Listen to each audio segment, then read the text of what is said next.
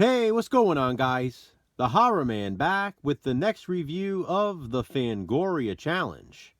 This time, Jason and I watched Horror Express.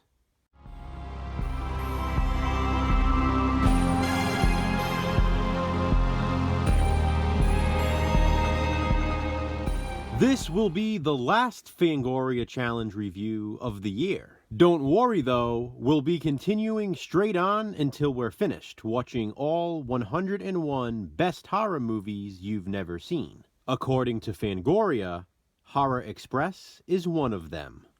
Horror Express is a 1972 horror film starring Christopher Lee and Peter Cushing. Telly Savalas also makes a somewhat brief appearance. Christopher Lee plays Professor Sir Alexander Saxton, who while out on an Arctic expedition finds someone, or something, fossilized in the wintry climate. Before getting on a train with his new specimen chained up in a crate, he runs into an old friend, Dr. Wells, played by Peter Cushing. Dr. Wells will be on the same train, a train that will soon be known as the Horror Express. That's because whatever is asleep in its fossilized state in the crate will not stay that way for long. Once the train gets going on its icy tracks, surrounded by miles and miles of snow, a killing spree commences on board. The creature, whatever it is out for more than just blood. It has a unique way of killing its victims, but I won't spoil it here. It also has the ability to shift from body to body and host to host. Horror Express is basically a creature feature slasher film. It's also like a horror movie version of Clue on a train. You, as the viewer, watches as the characters try to figure out who the killer is. There is such a variety of characters, from the professor to the doctor. There's a scientist, there's a police inspector, a count, and a countess. There is even a monk amongst a host of characters, each of whom can be the host for the killer. That was an interesting phrase to verbalize.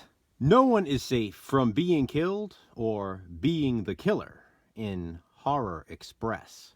What a fun movie this is. It starts out rather standard, but definitely gets more exciting as it continues. By the end, it's just out of control. It's great.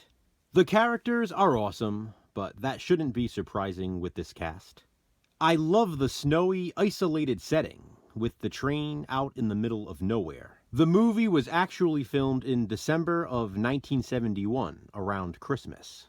The killer is pretty intimidating, especially for an early 70s horror film. That has a lot to do with not only it being difficult to stop, but to identify.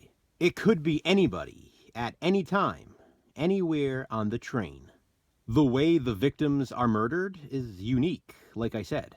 The lifeless bodies are left looking genuinely creepy. And there's a nice sort of extra twist toward the end of the film.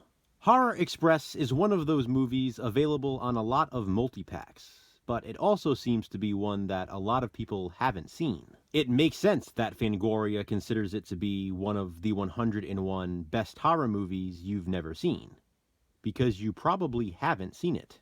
Admittedly, the first time I watched it was after getting this book back in the early 2000s. 2003 to be precise. Prior to that, I had no idea that it is what it is. A body-swapping creature feature slasher film on the Horror Express. And my relatable recommendation is The Creeping Flesh, also starring Christopher Lee and Peter Cushing.